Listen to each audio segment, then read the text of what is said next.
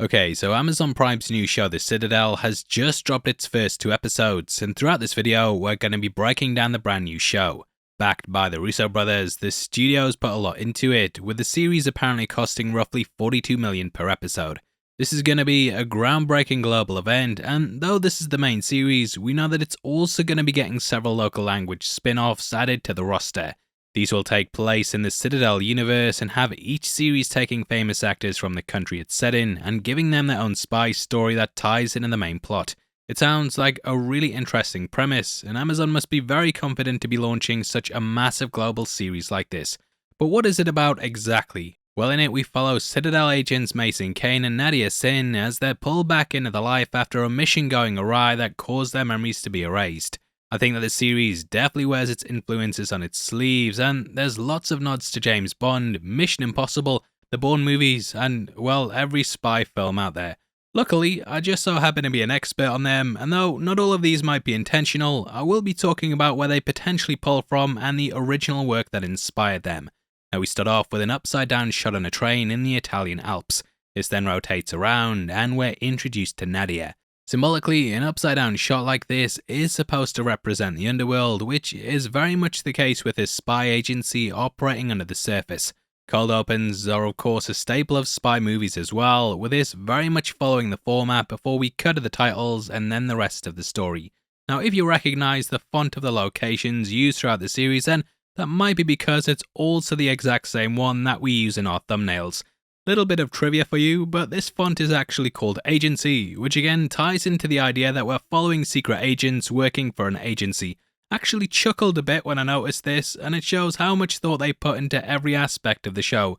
Had I not used the font myself then, I might not have noticed it, but it's a great little detail that really adds to the series. Anyway, this train's where we meet both Mason and Nadia. Nadia is introduced wearing a bright red dress, which just so happens to be the same colour as what she's reintroduced to us wearing in episode 2. She's very much meant to embody the classic femme fatale, which, in case you don't know, is basically French for lethal or deadly woman. The dictionary definition of it is a woman who tries to outwit others by using her beauty, charm and sexual allure. That's very much the case here with Nadia, and to me she's echoing several Bond girls that we've had throughout the years. Though Ursula Andress is credited as being the first one, it was actually Eunice Gayson who played Sylvia Trench in Dr. No. She showed up early on wearing a red dress, and this was later riffed on by Solange in Casino Royale.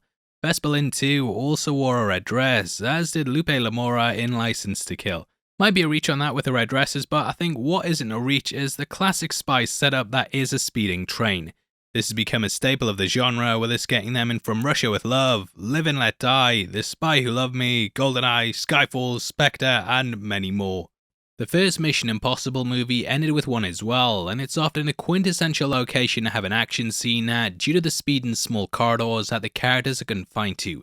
Nadia bumps into a target in this opening, and it lets us know the two people that we need to be paying attention to. Now it turns out that her guy in the chair is Bernard Orlick, who's played by Stanley Tucci. Man starts talking about his the bloody ex-wife, and we get to meet her later on and find out why they're exes. We also hear about her gadgets, including an explosive perfume and some red lipstick which no man can resist. Now at this point we're introduced to Mason Kane, flicking a lighter and speaking Italian like the suave spy he is. Sean Connery's first scene as James Bond started off with him sparking up a lighter, which I think this moment might be a nod to. However, it's revealed that Mason doesn't actually smoke, and he's just carrying it because he doesn't like being told he can't. Bloody idiot, and both are multilingual and would need this of course to blend into any environment. Though there's a bit of sexual tension, we see that Mason has a wedding ring and later learn that he has a wife in his new life. Something suspicious going on, as he doesn't meet her until after he loses his memory, and we'll be talking about theories later on about what might be happening. Nice bit of symbolism here in that Nadia has earrings with 2 chain links locked together, whereas when we meet her in the present, she just has singular ones. Might be symbolising the pair working together as a team, or it might be a reach. Now while Nadia goes off to get the target, Mason goes after his bodyguard, leading to a bathroom fight that echoes the black and white opening of Casino Royale. We also get another nod to Bond in Nadia's pistol that she holds up to the target. This is a silver Beretta, and though Bond eventually ended up using the Walther PPK, the first gun he ever had in the books was a Beretta 418. Author Ian Fleming actually got a letter from a fan known as Jeffrey Boothroyd who said that he thought the Beretta was actually more of a lady's weapon. Fleming wrote back to him asking if he had any other recommendations, and Boothroyd suggested the Walther PPK. As a thank you, Fleming included a character called Major Boothroyd in the next book, who would later go on to become known as Q. Either way though, saying it's a lady's weapon, it's a nice little touch here as we see Nadia busting it out.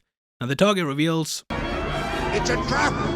And that false information was fed to lure Citadel out so he could deliver a message. This comes directly from Manticore, which is a beast from Greek mythology that has the body of a lion, tail of a scorpion, and the face of a man. Before you start going, oh, that last one's not so bad, shut the f*** up for a second, yeah, shut the f*** up. Now the man's mouth, yeah, it's filled with shark-like teeth, and yeah, just an all-round baddie. On the opposite side of this, a Citadel's a fortified location where people tend to take shelter at during the middle of a war. The group have shaped historical events that have averted them, very much tying in with this name. Now, due to comments at the end of episode 2, we know that an agent has been turned, so them springing this trap is all because of a betrayal. The bodyguard goes out the window, which is how Teehee was killed in Live and Let Die, with Jaws also going out the window on a train in The Spy Who Loved Me. It turns out that Manticore know the location of several Citadel agents which have been executed. Man also reveals a 10 rings-esque tattoo and reveals that they have people everywhere. Luckily, Mason arrives to save the day, leading to a fight on the train before it all goes to hell. Now from here we go to the title sequence, which shows several of their deeds, such as a CIA plot to kill Castro, which we also see failed. There's the idea that very little are known about them, with us also seeing a passport for Priyanka's character which says Charlotte. This is another name that she used alongside Nadia in the opening, and it's the one that she adopts in episode 2. There's a flash of Heidi as well, and it's clear that they have several identities just like Jason Bourne. You also see the logo and get a quick pop in of what I believe is a Manticore for a split second. Anyway, after this we cut to Mason floating in the water, evoking images of the opening of Skyfall. Cut to him in a hospital bed in Bellagio, which is where we learn Mason now has amnesia. Similar to Jason Bourne, the series centers around him discovering his past, but unlike Bourne, Mason actually makes a life for himself. We join him 8 years later, going under the name Kyle in Oregon with his wife Abby and their daughter Hendrix. Manticore are making waves with a terrorist attack in LA, and Mason gets flashbacks of his life when he views them. Come roughly the 17-minute mark of episode 2, we see as more attacks continue to happen, and these are currently rocking the world. Now we join Mason in a therapy session, and we see that he has a wedding ring. However, we later learn that this isn't the one from the start. Obviously, Abby didn't want a hand-me-down, and this shows that the pair met after the train mission. Still though, something causes him to hold on with it because, along with the lighter on passport, it's all that he has from before his amnesia. Mason feels like he must have done something bad because no one's come looking for him, and the therapist then suggests finding his family through a DNA database. This eventually flags up to Bernard, who has to pull him out of hiding because of the X case being located. This contains the memories of all the agents, along with the intel they possess such as new codes, black site locations, and who let the dogs out. Now the other person after this X case is a character called Dahlia Archer. We join her in the next scene meeting with the Secretary of State, and ironically we can catch her trimming the roses. Dahlias are of course flowers, and they're known for their ability to bloom when so many others have died. She's masquerading here as the UK ambassador, but really she's a broker for the Manticore organisation. Working alongside the Prime Minister, she doesn't mind accusing the press on camera of being foreign assets, even if that reporter's accent, yeah, worst British accent I've ever heard, mate. She's a spy. She's the fucking spy. Get her. Get the spy. Nadia has learned the CIA know where the X case is, and this sets her off on a mission trying to track it down. And normally when it comes to villains like this, you have the brains behind everything, and then a henchman who handles all the dirty work. In this case, it's henchmen, and we meet with a Silja. Look, there's no way I'm pronouncing that right, so we'll just call them Anders or Davik. Played by Roland Miller, the twins track down the case, while Citadel on the other side of this do what they need to do to get their hands on it too. We see Bernard, who has learned of Dahlia's meeting, and he's realised that time is short. Abducting Mason and his family in the night, he fills in what Citadel actually are, whilst we watch Manticore get their hands on the X case. Alongside his ex-wife, her wife, and their daughter, they're hidden out at a secret location, and he starts to bring Mason back up to speed. Now we discover that they're a super spy organisation that was created in the 1930s. They went over the heads of each nation's security network, and this was in order to do things that are best for the world instead of a specific country. Just like how Manticore have their symbol on their wrist, we also see that tattoos have been placed on theirs too. They brought down the Berlin Wall, stopped Y2K, and also hacked the PSN store so everyone got given a free game when it went back online. However, someone stole a list of all their agents, which is similar to the knock list from the first Mission Impossible. This gave them the names and locations of their agents, which set off the attack that happened on the train. Founded by 8 of the world's wealthiest families, Manticore launched a global attack to kill all the Citadel agents that they could find. With this being a worldwide thing, the spin-off series could very much use this as an event to push their own shows, but we'll see what happens when we learn more about them. Now, Bernard says they have to go to New York to get the case, and this takes us into episode 2, which is shown from Nadia's perspective. You watch as she climbs out the river, and this is only to be put in a miserable situation. Abducted and tied to a bed, she ends up killing her captor, but her memory is unfortunately erased. Obviously, this is a protocol put in place in case agents get caught or compromised, as there is the potential that torture could make them divulge their secrets. It leaves her up shit's creek though. However, she does leave a note on her arm saying, "Go to Valencia, Asha," whatever comes next. This is where she later ends up, with the character eventually working in Spain. No idea what the Asha could mean, guessing that's the start of a word that we'll find out later on, and this could potentially give away who the double agent is. Anyway, back with Mason, we see Bernard and his wife saying, "I think that we should tell him, she should know." It has been said by Ashley Cummings that her character Abby has more to her than meets the eye, and it's possible that there might be something going on with her that we aren't privy to. Though Bernard tracked Mason through the DNA donation, he may have been keeping his eye on him through using Abby. Abby could be a Citadel agent as well, or she may have done something to her memory so that she could lie as a sleeper cell. When you're dealing with memory, there are lots of things you can do with it to manipulate characters, so I do think we might get some twists and turns involving some of the characters that we think we know. Look, I don't know mate, throwing theories out there based off conversations that are written to be ambiguous and things I've pieced together from said in interviews. Anyway, we get the classic heist scene with Mason having to go through body scanners in a building whilst he's followed by security. Busting them up, we get some classic jazz as he makes his way out, but in doing this it alerts Manticore that he's still alive. He's also given a way to get back his memories, however there is just one tiny little roadblock. One of the twins ends up shooting Bernard through the back in his vehicle, echoing the opening of the second Bourne movie in a scene that still fucks me up. There's a shootout outside, and we can see the van has the website Neocom on it. As of making this video, it's not being registered, but I was hoping we'd get a cool Citadel Easter egg or something. We will check it before we put this live, but yeah, at the moment, nothing there. Now the phrase Neocom is actually a term used to insult the far left, and it also means neo-communist, which could be the creative team making fun of the Citadel organisation. I don't know mate, probably grasping at straws because I don't think it's this big overarching political commentary thing mate. It's just a fun spy show, yeah? There's no politics.